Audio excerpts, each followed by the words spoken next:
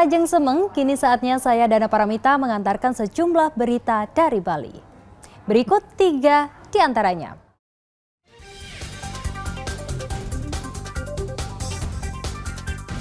RSUD Karangasem merawat 6 orang pasien terkonfirmasi COVID-19.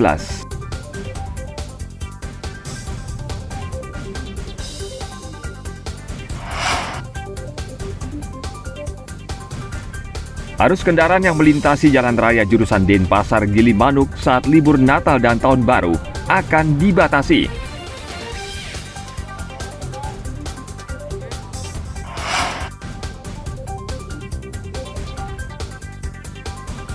Sokasi dijadikan media ekspresi seni lukis khas Desa Kamasan, Kelungkung.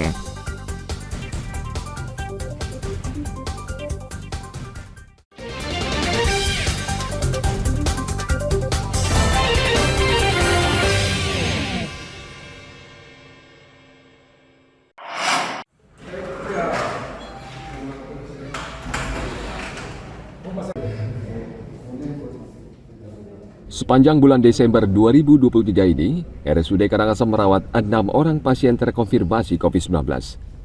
Seluruhnya adalah pasien dengan komorbid, bahkan 1 diantaranya belum pernah divaksin COVID-19.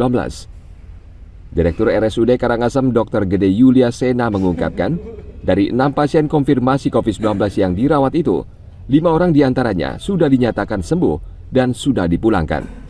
Sementara 1 orang lainnya masih dalam perawatan di ruang isolasi COVID-19.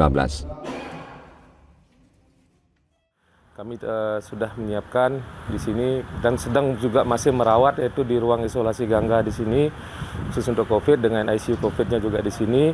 Kemudian kami juga sudah ada ruangan 10, kami siapkan di Sekartunjung, STB 3 namanya, sudah kami siapkan. Ataupun nanti kalau sudah terjadi lonjakan lagi, kami bisa alih fungsikan beberapa ruang isolasi kami untuk menjadi ruang isolasi khusus COVID nanti ke depannya. Jadi dari pertanggal 1 Desember ya sampai sekarang kami merawat dengan konfirmasi COVID, yaitu sebanyak 6 pasien ya, sudah disembuh 5 orang sudah dipulangkan, masih sisa 1 orang. Rata-rata hampir semuanya dengan komorbid ya, dengan komorbid. Kemudian beberapa ada dengan riwayat belum vaksinasi seperti itu.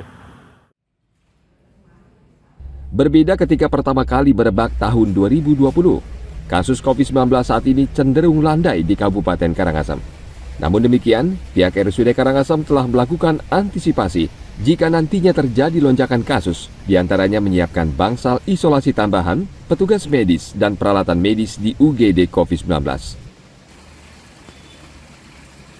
Tim Liputan melaporkan dari Kabupaten Karangasem.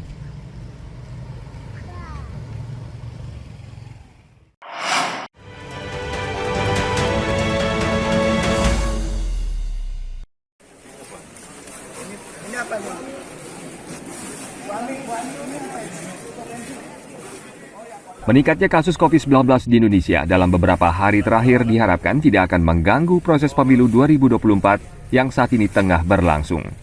Kekhawatiran KPU beralasan karena waktu pencoblosan tinggal 2 bulan lagi, sementara jumlah kasus positif COVID-19 di Indonesia menunjukkan tren yang meningkat. Ketua KPU RI Hashim Asyari Rabu pekan lalu di Denpasar mengatakan, KPU memiliki anggaran khusus jika proses pemilu harus berlangsung di tengah kondisi COVID-19. Namun Asyari meminta penggunaan anggaran tersebut harus sesuai ketentuan yang ada. Pada dasarnya di dalam anggaran pemilu yang dikelola oleh KPU itu ada anggaran pemilu dalam situasi COVID. Namun demikian untuk penggunaannya kan tergantung situasi yang itu nanti akan dihitung oleh pemerintah tentang kedaruratan. Semoga saja ini tidak merebak sebagaimana yang sudah, dan kami berharap juga kita semua warga masyarakat secara pribadi, keluarga, komunitas juga harus menjaga kesehatan kita masing-masing. Kemenkes menyebutkan kasus aktif COVID-19 di Indonesia saat ini sekitar 1.500 kasus. Kemenkes sudah menerbitkan surat edaran agar Dinas Kesehatan di seluruh Indonesia meningkatkan kewaspadaan. Tim Liputan melaporkan dari Kota Denpasar.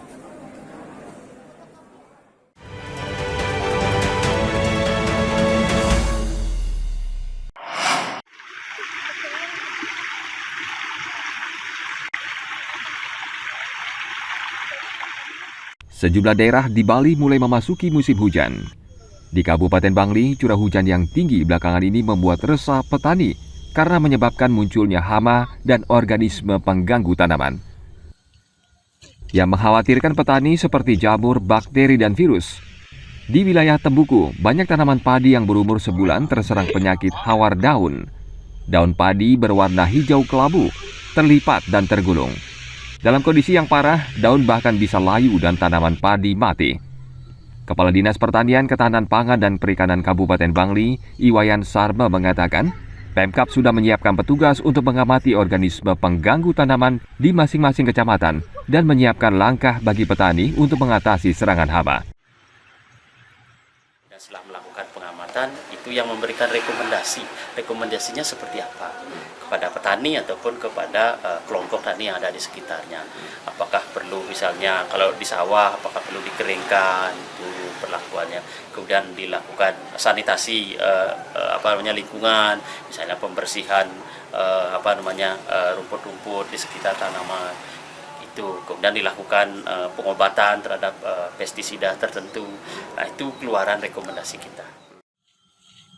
Dinas PKP Bangli berharap petani bisa lebih jeli memilih jenis padi yang cocok dan kuat dari serangan hama. Selain itu, petani juga melakukan budidaya dengan baik sehingga mengurangi kerugian akibat cuaca buruk. Tim Liputan melaporkan dari Kabupaten Bangli.